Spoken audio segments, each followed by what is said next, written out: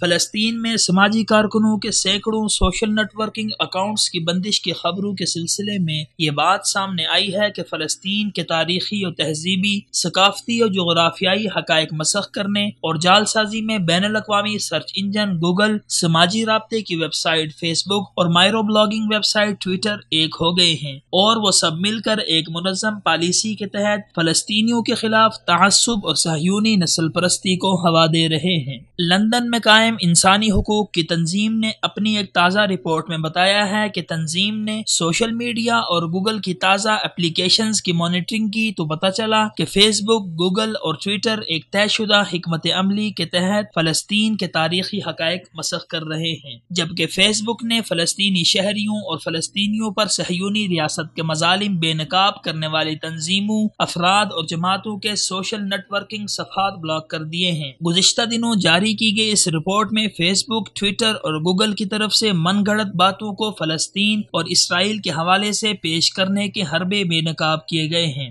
گزشتہ دنوں جاری کی گئی رپورٹ میں یہ کہا گیا ہے کہ فیس بک کی طرف سے سماجی کارکنوں کے صفحات کی بندش اور حقائق کو مسخ کرنے کا مکروہ سلسلہ جاری ہے۔ رپورٹ میں یہ بھی بتایا گیا ہے کہ صہیونی ریاست کی نسل پرستانہ پالیسیوں کی حمایت اور فلسطینیوں سے تعصب میں سوشل میڈیا بھی اندھا، گونگا اور بہرا ہو چکا ہے۔ واضح رہے کہ گوگل کی طرف سے حال ہی میں فلسطین کے بارے میں غلط بیانی اور حقائق کی جعل سازی بھی کی گئی تھی۔ رپورٹ میں بتایا گیا ہے کہ گوگل کی اپلیکیشنز میں جعل سازی کرتے ہوئے فلسطین کے مقبوضہ مغربی کنارے کے وسطی شہر رام اللہ کو فلسطینی ریاست کا دارالحکومت اور بیت المقدس کو صہیونی ریاست کا دارالخلافہ قرار دیا گیا ہے۔ نیز مسجد اقصی اور عیسائیوں کے کنیسہ القیامہ سمیت تمام مقدس مقامات کو اسرائیل کے مقدس مقامات کے طور پر دکھایا گیا ہے۔ دوسری جانب گوگل کی اس جعل سازی کی فلسطین کے سماجی اور عوامی حلقوں نے شدید الفاظ میں مذمت کی ہے اور انہوں نے مطالبہ کیا ہے کہ غلط نقشے ختم کرتے ہوئے فلسطین کے بارے میں حقائق مسخ کرنے کی پالیسی کو ترک کیا جائے۔ مرکز اطلاعات فلسطین کے مطابق بیت المقدس میں سرگرم انسانی حقوق فاؤنڈیشن کے ڈائریکٹر اور قانون دان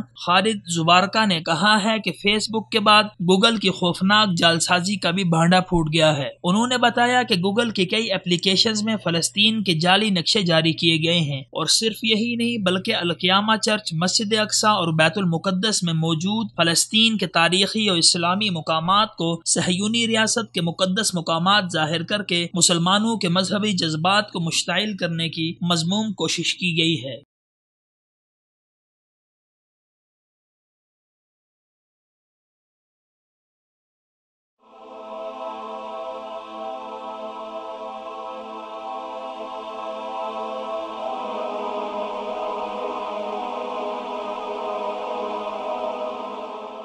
ایمان کی کرن، ہدایت کی شمع، رسالہ